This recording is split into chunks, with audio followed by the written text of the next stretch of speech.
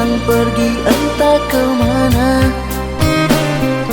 Mengapa hina kau berikan di saat dalamnya kasih dan cinta.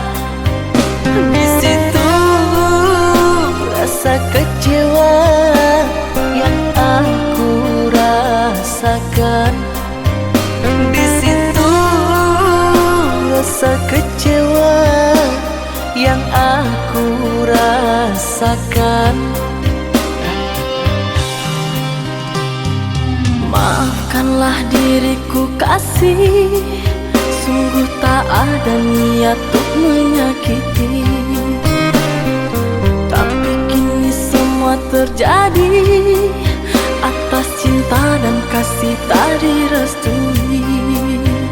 Apalah dayaku, ini mau orang tuaku.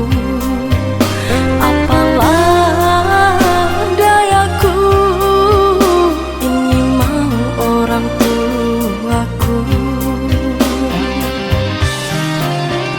Mengapa diriku kau beri harapan jika kini diriku engkau tinggalkan? Baik dulu engkau katakan agar tak ada korban perasaan.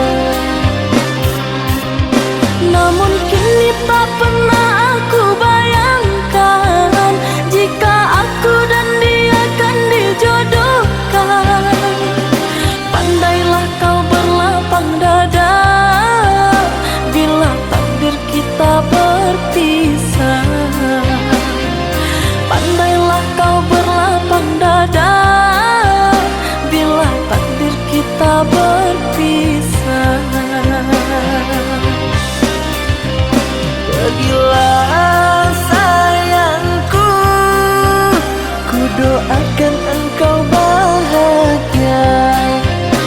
Pergilah sayangku, ku doakan engkau bahagia.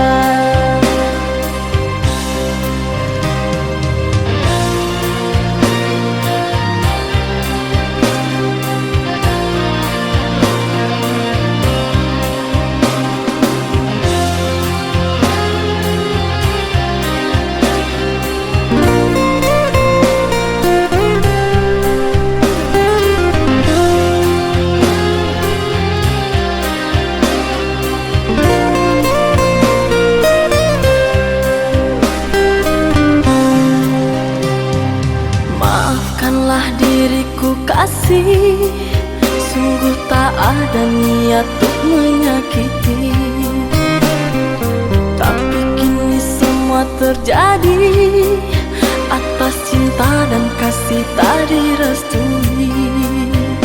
Apalah dayaku, ini mau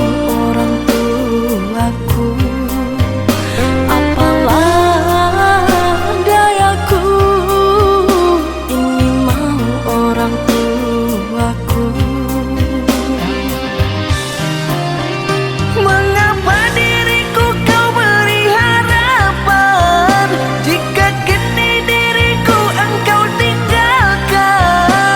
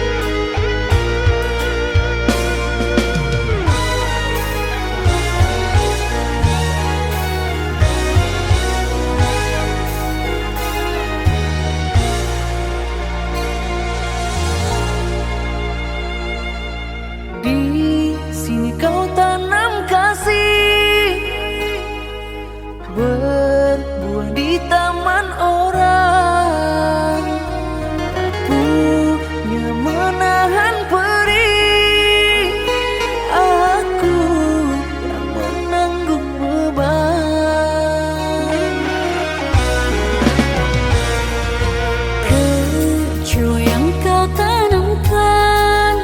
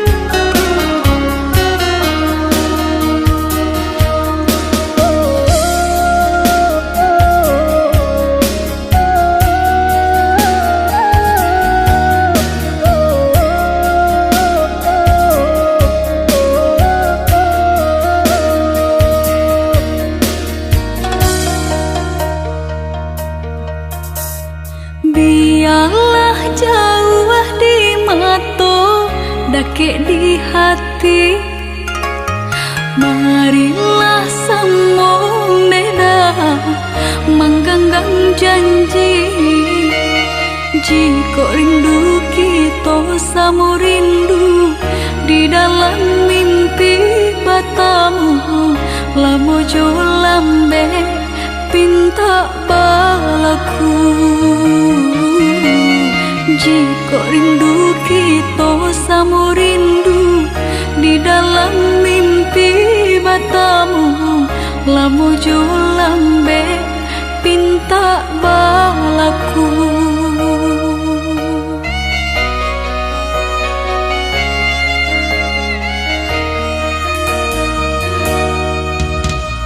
Tanggalnya kabarito denai di rantau, ambil eloknya sayang, buang buruknya. Basabah adik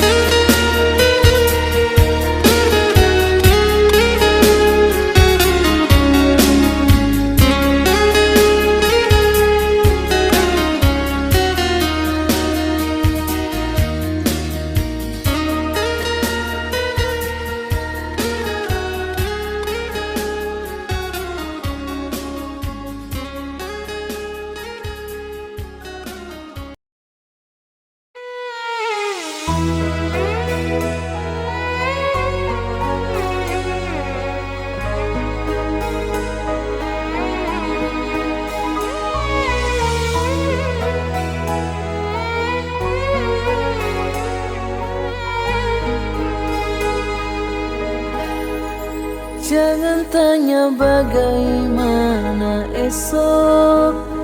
Ku tak ingin menerka perasaan ini. Yang ku tahu hari ini ku mencintaimu. Yang ku tahu ku sangat menyayangimu. Biarlah semua berlalu, jalani seperti apa adanya. Bunga kan mekar meski kemarau melanda.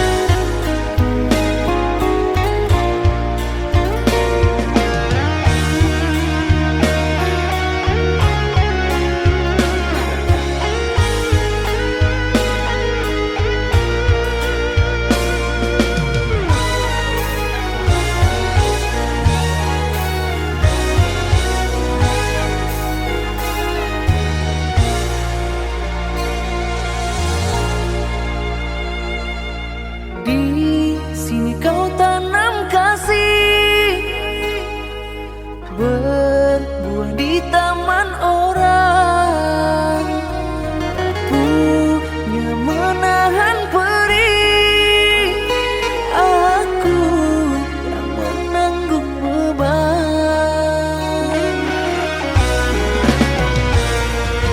Kecoa yang kau tanamkan luluh dan rasa kehancuran.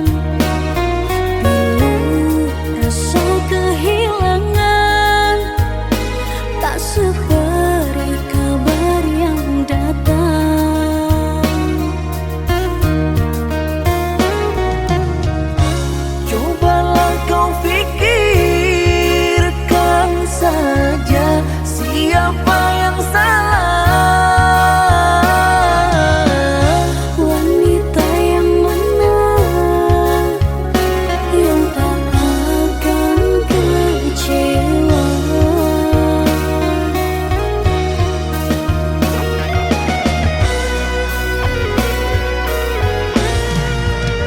Pahit manisnya tak mungkin ku telan. Dosa apakah yang engkau lakukan?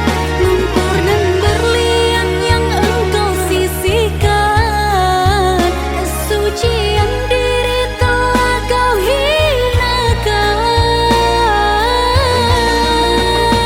Meski beribu caramu menggoda, malunya raga kemana akan ku bawa? Percuma jua untuk memutar waktu, masih tak jadi bubur, sungguh aku kecewa. Air matamu palsu, alasan tak bermutuku yang menanggung malu. Bisa kau datang lagi, sekedar menyakiti, tak ada harga diri.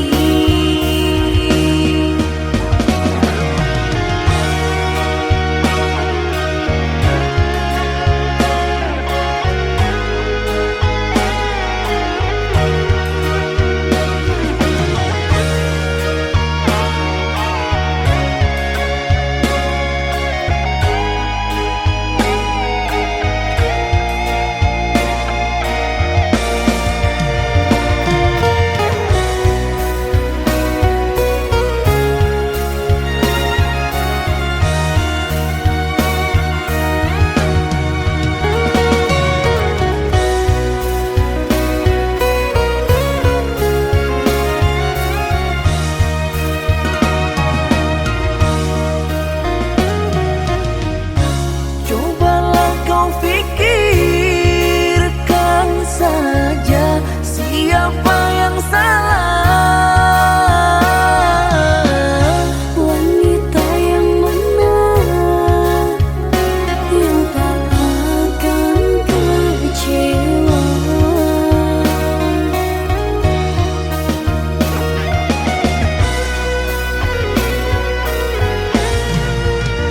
Pahit manisnya tak mungkin ku telan. Dosa apakah yang engkau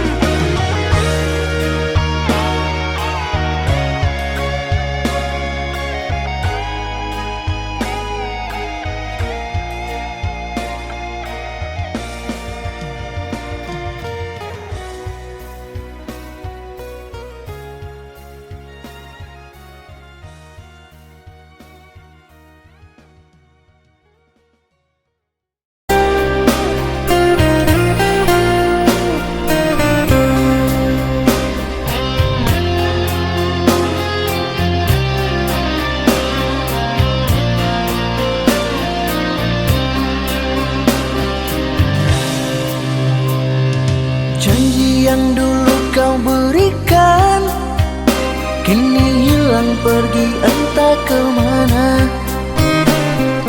Mengapa hina kau berikan di saat dalamnya kasih dan cinta. Di situ rasa kecewa yang aku rasakan. Di situ rasa kecewa yang aku rasakan. Maafkanlah diriku kasih, sungguh tak ada niat untuk menyakiti. Tapi kini semua terjadi atas cinta dan kasih tak direstui. Apalah dayaku, ini mau orang tuaku.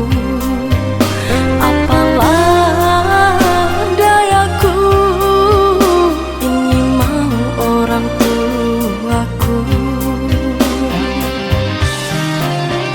Mengapa diriku kau beri harapan jika kini diriku engkau tinggalkan? Baik dulu engkau katakan agar tak ada korban perasaan. Namun kini tak pernah aku bayangkan jika aku dan dia akan dijodohkan. Pandailah kau berlapang dada bila takdir kita berpisah. Pandailah kau berlapang dada bila takdir kita berpisah. Pergilah sayangku, ku doakan engkau bahagia. Pergilah sayangku, ku doakan engkau bahagia.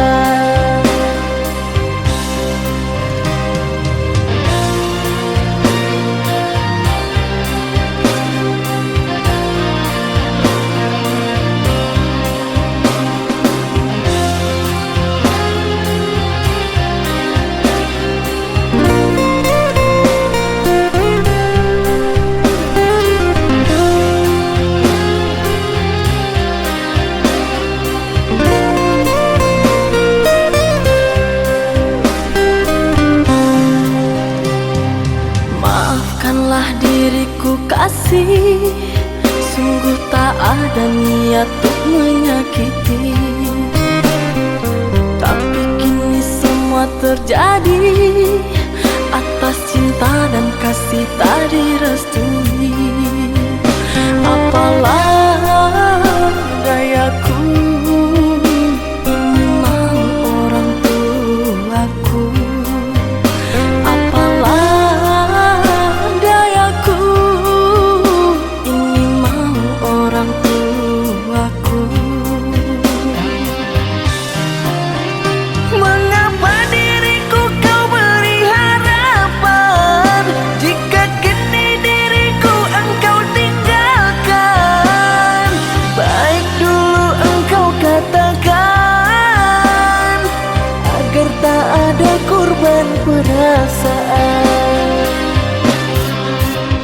Namun kini tak pernah aku bayangkan jika aku dan dia akan dijodohkan. Pandailah kau berlapang dada bila takdir kita berpisah.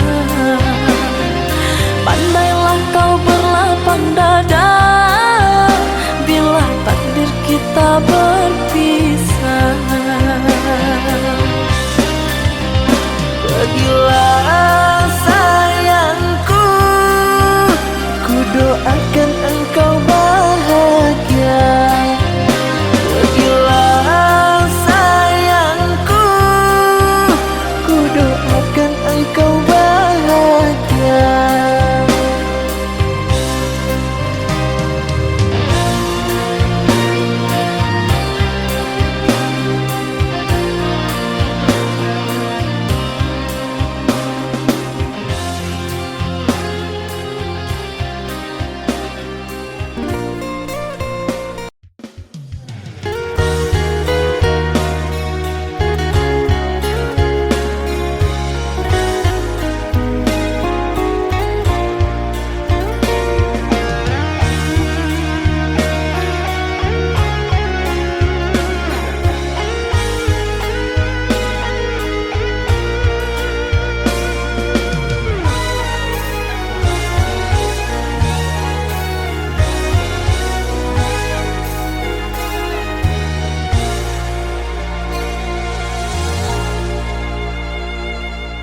Di sini kau tanam kasih, berbuah di taman orang, punya menahan perih. Aku yang menanggung beban.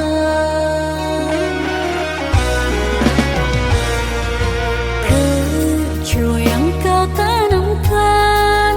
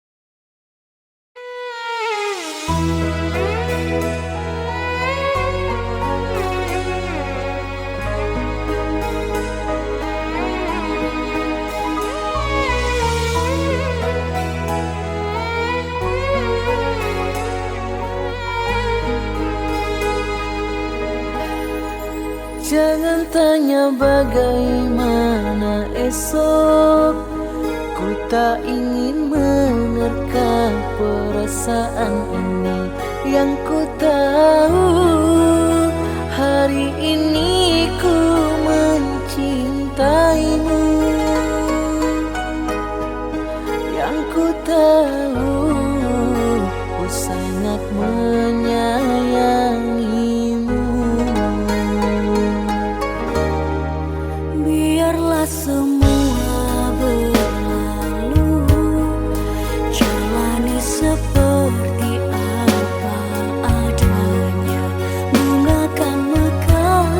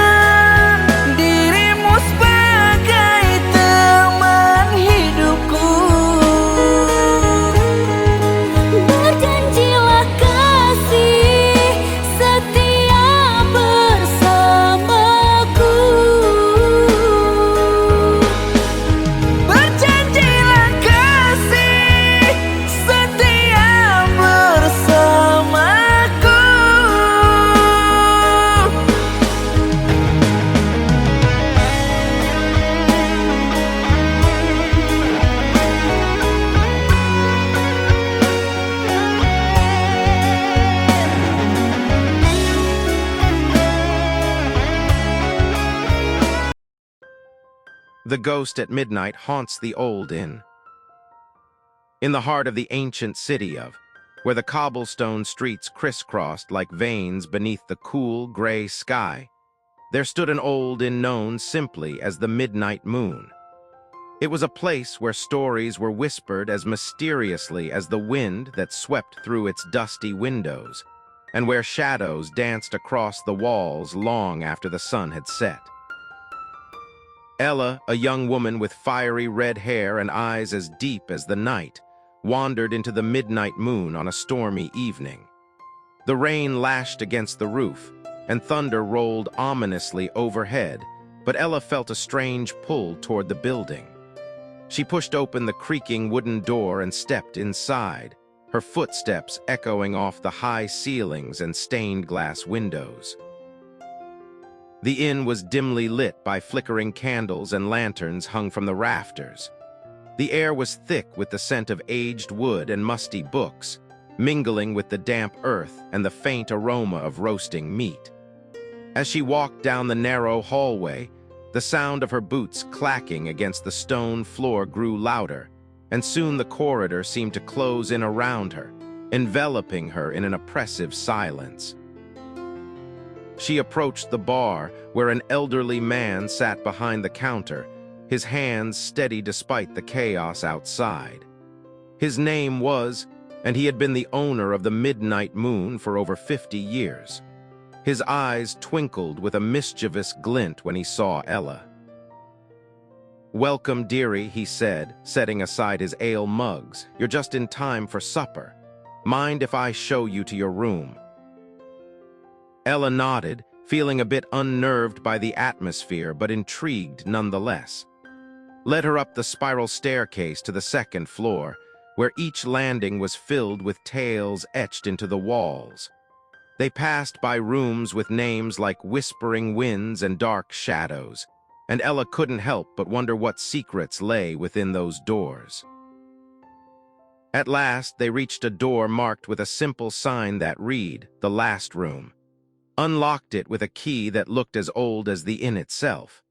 Inside, the room was cozy, with a small bed draped in heavy blankets and a fireplace crackling with warmth.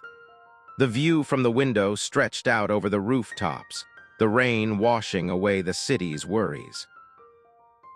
As Ella settled into the bed, the storm raged outside and the raindrops pattered against the glass. But inside the room, she felt strangely at peace.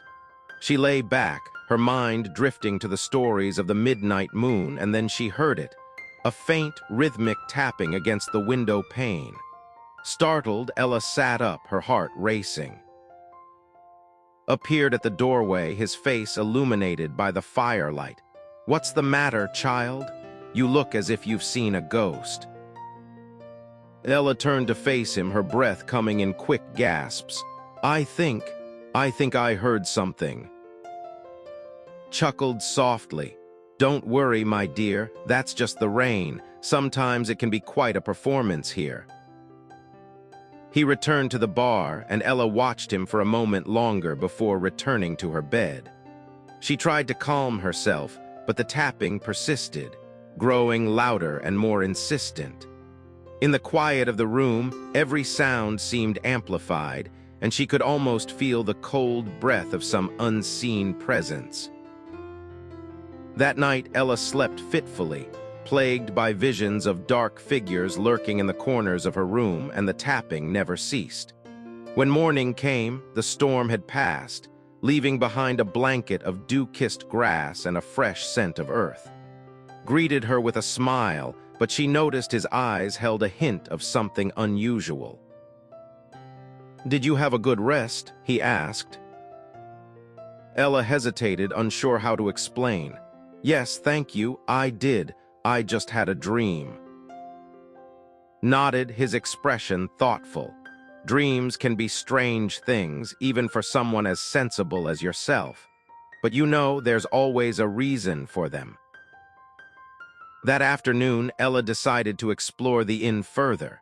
She wandered through the hallways, listening to the whispers and echoes that seemed to come from nowhere.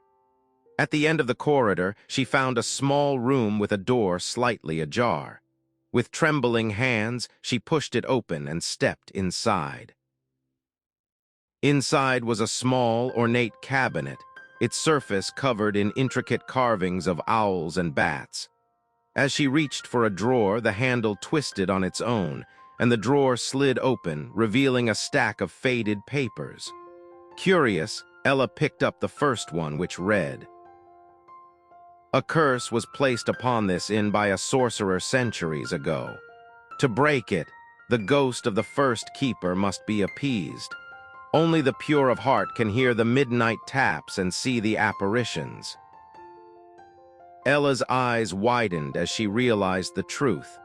The tapping, the whispers, these were the cries of the ghost, calling out for someone to free it from its eternal torment. Had been right, dreams do have reasons. She knew what she had to do. That night she returned to the last room and waited, her heart pounding with anticipation. The tapping began again, and this time she was ready. She knelt beside the window, her hand reaching for the latch.